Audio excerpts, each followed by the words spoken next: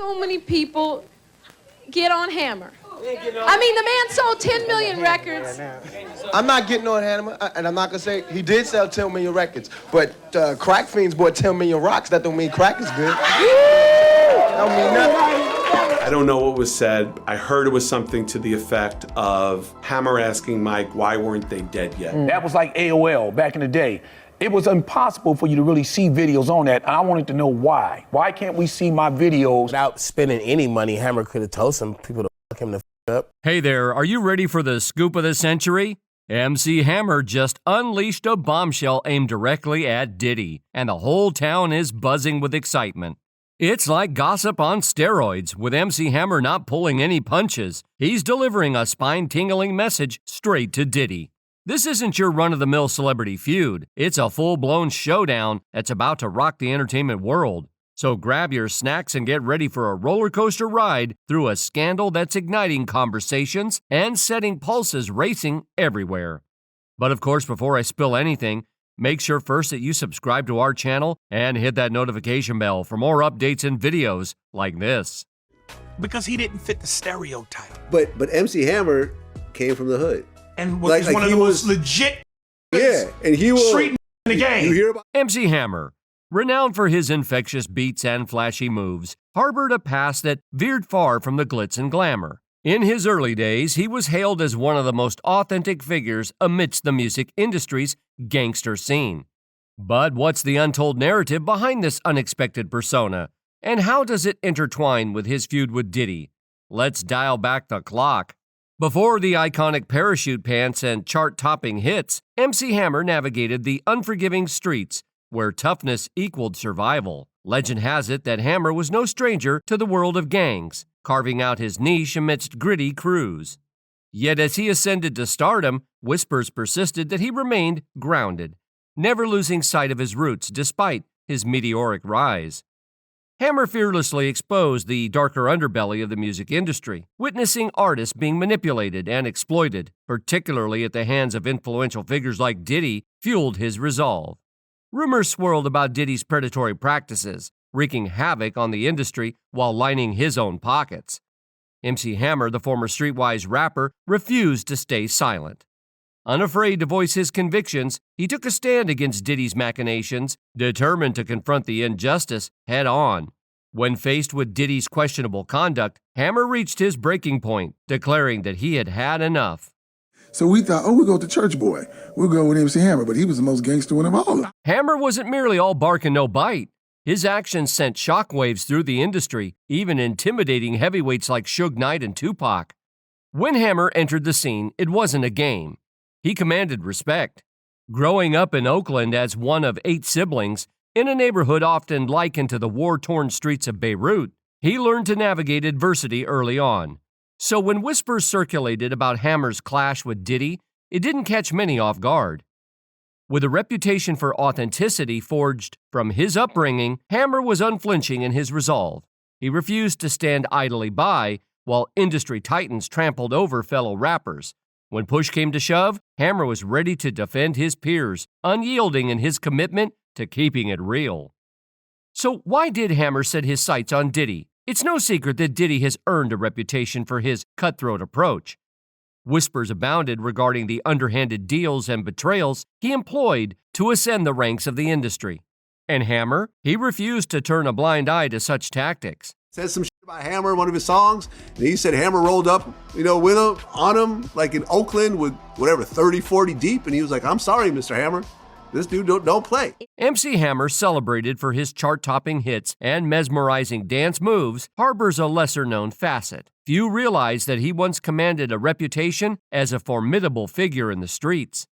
Some even claim he struck more fear than Suge Knight. But what drove him? What's his backstory? Let's delve deeper. Nice house we keep reading about. Oh, it's doing good. It's coming along slowly but surely, because I'm not there to really check it out. We initially anticipated a traditional church outing, envisioning a wholesome experience alongside MC Hammer, only to discover that he embodied unexpected depth and resilience. Despite his persona, MC Hammer, born Stanley Kirk Burrell, emerged from the rugged streets of East Oakland, California. Raised amidst adversity within a sprawling family and a crime-laden environment, his early years were marked by hardship. Enduring his parents' separation at a tender age of 5, he found himself under the sole care of his mother. When queried about his ability to navigate away from trouble, Hammer attributed his path to a profound love for his mother, a sentiment too strong to betray. This environment forged my determination to strive for more, to transcend the confines of anonymity, Hammer reflected. Growing up in such adversity, survival was a daily battle for a kid. Despite the harsh realities, Hammer ingeniously sought avenues for financial stability. Leveraging family ties to the Oakland A's, he hustled baseball tickets, adeptly navigating the sports scene. Moreover, his passion for dance and entertainment flourished early on as he captivated audiences with impromptu shows in parking lots, accompanied by his ever-present radio. Here's where the narrative takes a fascinating turn. One fateful day, Charles Finley, the owner of the team, recognized Hammer's exceptional talent. At just 9 years old, Hammer was offered a role as a clubhouse assistant, a testament to his dedication and prowess. His hard work and determination didn't go unnoticed, propelling him to the remarkable position of vice president within the organization while still in his teenage years. At the time, our production company, Whole Nine, they had just signed a contract with MC Hammer. And so they were like, well, Hammer wants to see you guys as well. And so when we were told that Easy didn't... The moniker Hammer found its origins in a serendipitous encounter with Reggie Jackson, the renowned outfielder for the Oakland A's. Jackson, noting Hammer's resemblance to the legendary Hank Aaron, affectionately dubbed him the Little Hammer. This nickname, born in the vibrant world of baseball, stuck with Hammer throughout his journey. After completing high school, Hammer embarked on a brief college stint, yet his academic path failed to resonate with him. Instead, he ventured into the Navy, where his musical aspirations began to take shape. Collaborating with his roommate, Hammer honed his craft, making music demos within the barracks. Following his service, marked by an honorable discharge, Hammer transitioned to a new chapter, joining the ranks of a gospel hip-hop group known as the Holy Ghost Boys. Following his departure from the Navy, MC Hammer reignited his passion for music and spirituality. Preceding his meteoric rise to fame, he co-founded a Christian rap ensemble named the Holy Ghost Boys, alongside vocalist and instrumentalist John Gibson. Their performances graced diverse venues, including the illustrious Beverly Theater in Beverly Hills. Despite initial promise, the group's journey was short-lived, disbanding after the release of a handful of tracks. Undeterred by setbacks, Hammer resolved to seize control of his destiny. Fish brains. It's so much now in the lakes. So many antidepressants been done by this generation right now that the lakes are full of it, and the fish now have it in their brain. In a pivotal move, he approached Oakland luminaries Dwayne Murphy and Mike Davis, requesting a $20,000 loan to establish his own record label. To his surprise, they accepted. Thus, in 1986, MC Hammer laid the foundation for Busted Records. With the unwavering determination he took to the streets, scouting talents across the urban landscape. Among his discoveries were DJ Kent Lone Mixer Wilson, the effervescent hype man Kevin Big MC Wilson, and the dynamic trio of background dancers Sweet LD, Terrible T, and Lil P, collectively known as Oakland 357. Hammer embodied the essence of resilience and determination, leading his team with an iron will and unwavering focus. Drawing upon the discipline instilled during his tenure in the Navy, he orchestrated rigorous rehearsals, ensuring that every member remained sharp and committed. Reflecting on his approach, Hammer remarked, "Discipline is our pathway to achievement. I assume the role of a stern yet caring father figure on tour because I am resolute in avoiding delivering unfavorable news to anyone's loved ones." In the pivotal year of 1986, Hammer embarked on his musical journey in earnest. Collaborating with Felton Pilot, former frontman of the disbanded Con-Funk-Shun, they laid down his inaugural single, Ring 'Em. Holed up in Pilot's basement studio, they crafted Hammer's debut full-length album, setting the stage for an extraordinary trajectory. Come August of the same year, MC Hammer's inaugural album, Feel My Power, made its much-anticipated debut under the banner of his record label, Busted Records. Already in place in Asia. They're already positioned. So as Asia rises, unlike the past, you'll see things that you've never seen before. This marked a significant milestone for Hammer and his wife, Stephanie, who tirelessly championed their album's cause. With relentless determination, they canvassed local DJs and peddled singles from the trunk of their car. Their perseverance bore fruit, particularly with the breakout success of Ring 'Em, which resonated in dance clubs across the San Francisco Bay Area. Through their grassroots marketing efforts, they achieved an impressive feat, selling a remarkable 60,000 copies of the album. In a pivotal turn of events, the burgeoning success caught the attention of major record labels. Capitol Records emerged as a prime suitor, knocking on Hammer's door with an enticing proposition. This presented an unparalleled opportunity for Hammer to catapult his career to new heights. Even icons like Fab Five Freddy from Yo, MTV Raps took notice, featuring Hammer and delving into his origins. Hammer recounted his journey, hailing from the vibrant enclave of Oakland, affectionately dubbed Oaktown. Armed with demo tapes, he sought the support of record companies. While they admired his talent, financial constraints hindered their ability to fully back him. Hammer's journey received a pivotal boost when his close associates from the Oakland A's baseball team, namely Mike Davis and Dwayne Murphy, decided to invest in him. With their support, he launched his own label, a venture that proved remarkably successful. The turning point arrived when Capitol Records extended a lucrative offer, propelling Hammer into the stratosphere of fame. In 1988, he linked a monumental multi-album deal with Capitol Records, valued at an astounding $10 million. A substantial advance of $1.75 million empowered him to reinvest $750,000 back into Busted Records, reinvigorating his debut album, Feel My Power, with additional tracks. He achieved unparalleled success, selling over 2 million copies. The momentum continued to surge with the release of Let's Get It Started on September 28, 1988. This album showcased smash hit singles like Pump It Up, Turn This Mother Out, and They Put Me in the Mix, all of which dominated the charts. However, the pinnacle of Hammer's career arrived 2 years later in 1990 with the release of Please Hammer Don't Hurt 'Em, anchored by the iconic single You Can't Touch This. The album's triumph was nothing short of extraordinary, propelling Hammer into the annals of legend. Please Hammer Don't Hurt 'Em shattered records, selling an unprecedented 22 million copies and solidifying Hammer's status as a global sensation. The magnitude of Hammer's ascent in the music industry cannot be overstated. From humble beginnings of selling records out of his car, he swiftly ascended to the echelons of global stardom. Throughout the late 80s and early 90s, MC Hammer's ubiquitous presence permeated every facet of popular culture. Whether on television screens, in music videos, commercials, movies, or animated series, Hammer's persona captivated audiences worldwide. Renowned for his infectious tunes and dynamic dance routines, he emerged as a colossal figure in the entertainment landscape. The basic Hammer Time move would be something like what? Oh, it all starts with...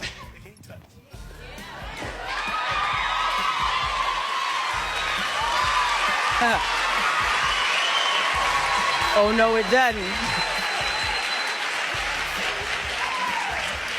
That is so interesting because I'm still doing the same move I did from the 7th grade, and that's this one, you know, that one.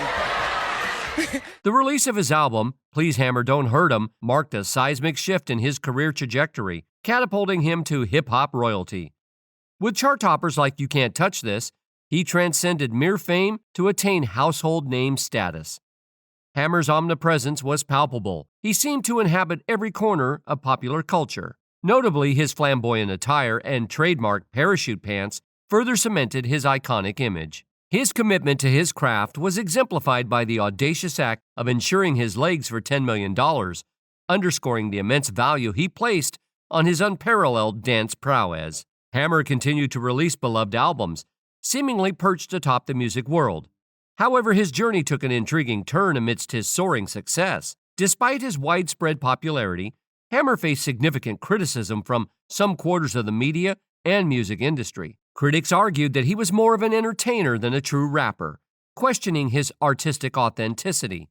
Hammer himself embraced the label of entertainer, emphasizing his multifaceted approach to performance, which further alienated some hardcore hip-hop fans and artists. My music was always and remains something positive. Yeah. Life has enough negativity in it on its own.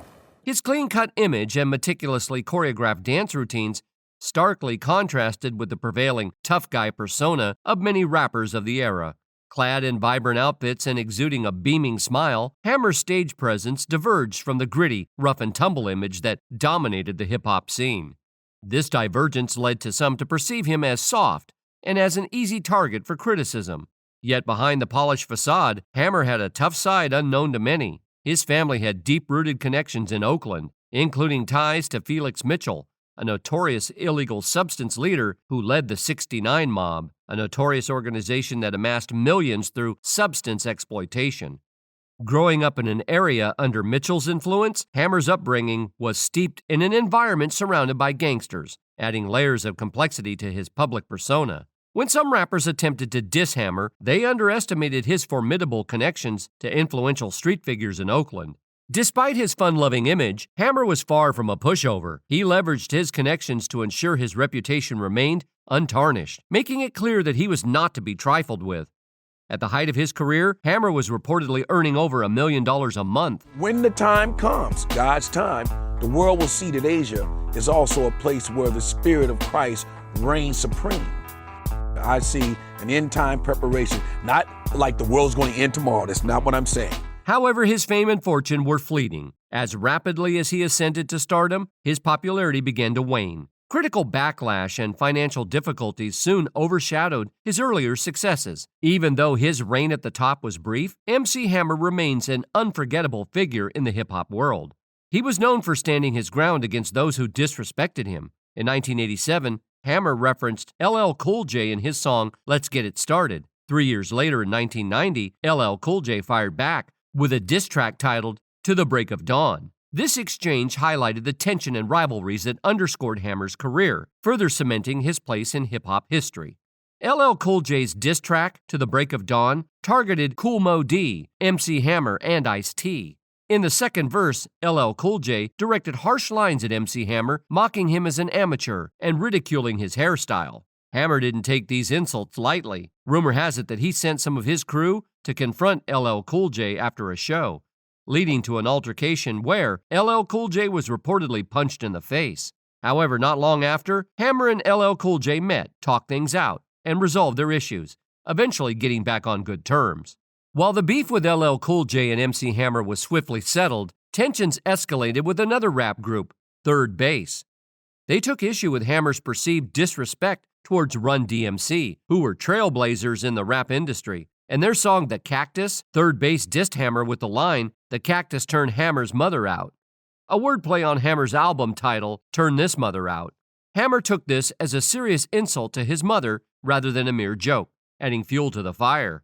The tension escalated dramatically when Third Base traveled to Los Angeles to promote their album. Rumor has it that MC Hammer's brother called Def Jam CEO Russell Simmons, threatening that Third Base would face lethal consequences upon their arrival in L.A. Allegedly, a $50,000 bounty was placed on their heads, with the Rollin' 60s Crip Gang hired to execute the hit. MC Search from Third Base confirmed his status as a prime target, learning from fellow rapper Eric B. that the threat was genuine. When Russell Simmons inquired about preventing the hit, Eric B. reportedly suggested letting it happen and abruptly ended the conversation. Fortunately, Third Base managed to avoid harm, but the incident underscored the serious and dangerous nature of rap beefs at the time. These conflicts between rappers like MC Hammer, LL Cool J, and Third Base extended far beyond music, often leading to real-life confrontations and threats, highlighting the perilous stakes involved. The late 80s and early 90s were a tumultuous period in hip-hop and pop history, rife with drama and intense rivalries. The volatile nature of the industry meant that conflicts could escalate quickly. A prime example is the feud between MC Hammer and Ice Cube. These two heavyweights were far from friends, and their rivalry was emblematic of the era's high-stakes environment. The tension began when Ice Cube released a music video that subtly dissed Hammer, suggesting he had sold out. This was a serious accusation, and not one Hammer was willing to ignore. Upon hearing that Cube was at a Hollywood venue, Hammer and his crew stormed the place with a clear mission. As fate would have it, they encountered Cube just as he was leaving, setting the stage for a direct confrontation. Hammer, never one to shy away from confrontation, confronted Cube about the video. Despite the tense situation, Cube managed to remain composed and promised that it wouldn't happen again. While this diffused the immediate crisis, it didn't completely resolve the underlying tension, illustrating how quickly things could get dicey in the world of hip-hop. In the rap game, once a beef starts, it's hard to extinguish the flames. Hammer might have backed down this time, but that didn't mean he was ready to let bygones be bygones.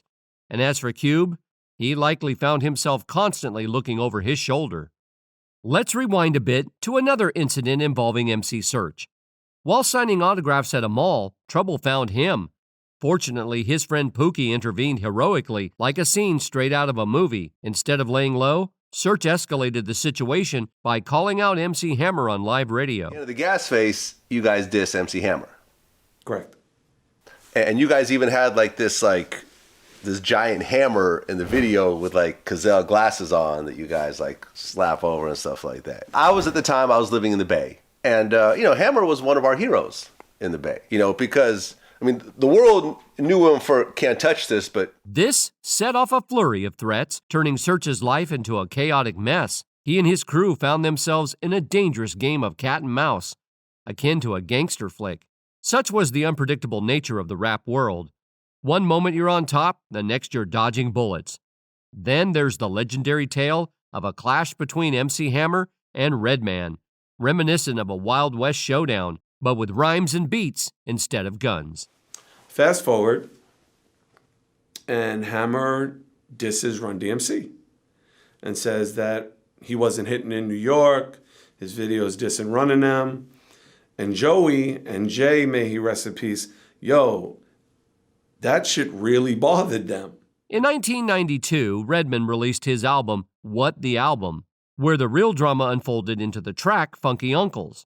The track features a conversation about MC Hammer, with one person singing his praises, while the other dismisses him, saying, "What's the big deal?" The skeptic even throws in the sassy line, "Your mama ain't, your daddy ain't nobody." When MC Hammer heard these disrespectful words, he wasn't about to let it slide. Determined to address the slight, he made sure to confront Redman when he was in town. This was no casual encounter, though. Hammer made it clear that insulting his family was off limits. He confronted Redman with a stern warning, "Don't talk about my mama." Redman got the message loud and clear, understanding the seriousness of the situation. But here's where things get really interesting. This isn't just about a rap feud.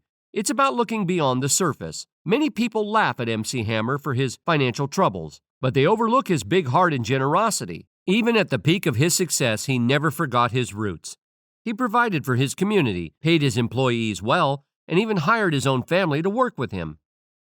MC Hammer's story is a compelling mix of hard work, talent, and a touch of mystery. From a challenging childhood to a triumphant music career, he kept people guessing about his true nature, whether he was a feared gangster or simply a gifted artist who knew how to hold his ground. Hammer remains an intriguing figure in music history. So the next time you hear MC Hammer's name, remember this: he started from humble beginnings and rose to the top with relentless determination. And when it came to defending himself and his fellow rappers, he wasn't afraid to stand his ground. That's the real story behind the man who evolved from a tough past to an industry defender. That's all for today. We hope you enjoyed that video, and if you did, make sure to hit like, subscribe, and hit that notification bell for more videos like this.